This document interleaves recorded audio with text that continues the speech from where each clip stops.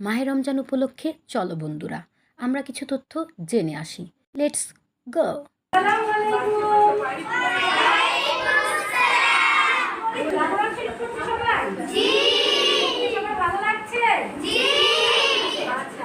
এই দেখে নিশ্চয়ই বুঝতে পারছেন আমরা একটি মাদ্রাসাতে এসেছি।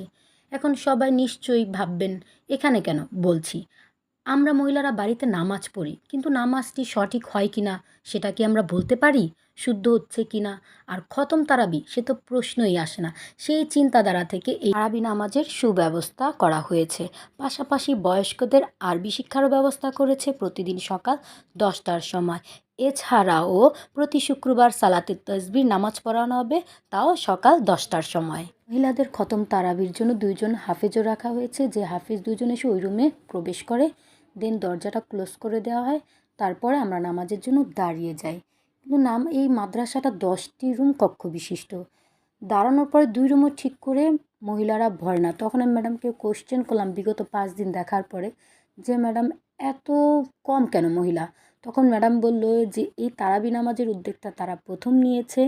এই মাদ্রাসাটা যদিও 2001 থেকে 2025 সাল পর্যন্ত সফলতার সাথে তারা আছে, কিন্তু এই উদ্যোগটা প্রথম।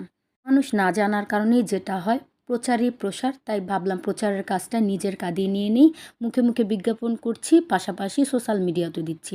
এখনও অনেকে প্রশ্ন করবেন সোশ্যাল মিডিয়াতে কেন? তারাবি তো 1 মাসের জন্য।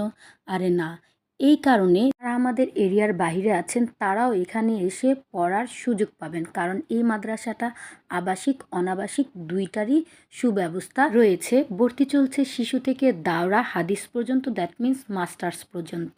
এতিম ও মেধাবী গরিব ছাত্রীদের বিশেষ ছাড় তো রয়েছে, পাশাপাশি রমজান উপলক্ষে বিশেষ ডিসকাউন্টও আছে।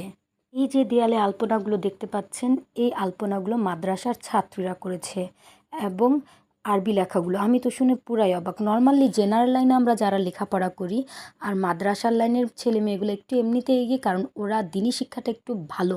ইভেন আরবিটা ওরা যত সুন্দর করে পড়তে পারে সেটা আমরা পারি না। এই যে আমি ওদের এত প্রশংসা করছি দেখে বা শুনে, আবার ভাইবেন না আমি ওদের ম্যাডাম। হ্যাঁ, আমি ম্যাডাম একটা হাই স্কুলের, ওদের জন্য জাস্ট একটা বড় আপু, এছাড়া আর কিছুই না।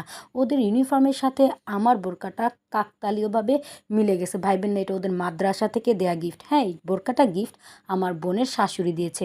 অসংখ্য ধন্যবাদ এত সুন্দর একটা গিফট দেওয়ার জন্য, আজকের দিনে কাজে এসে গেল। ও হ্যাঁ, মোস্ট ইম্পর্টেন্ট কথা, এই মাদ্রাসাটা পরিচালনা করার জন্য দক্ষ 21 জন শিক্ষিকা আছে। এই ভিডিওটি কে কোথা থেকে দেখছেন লাইক কমেন্ট এবং শেয়ারের মাধ্যমে মানুষের কাছে পৌঁছে দিবেন, যাতে মানুষের উপকার আসে। আর ইউটিউব থেকে দেখে থাকলে অবশ্যই সাবস্ক্রাইব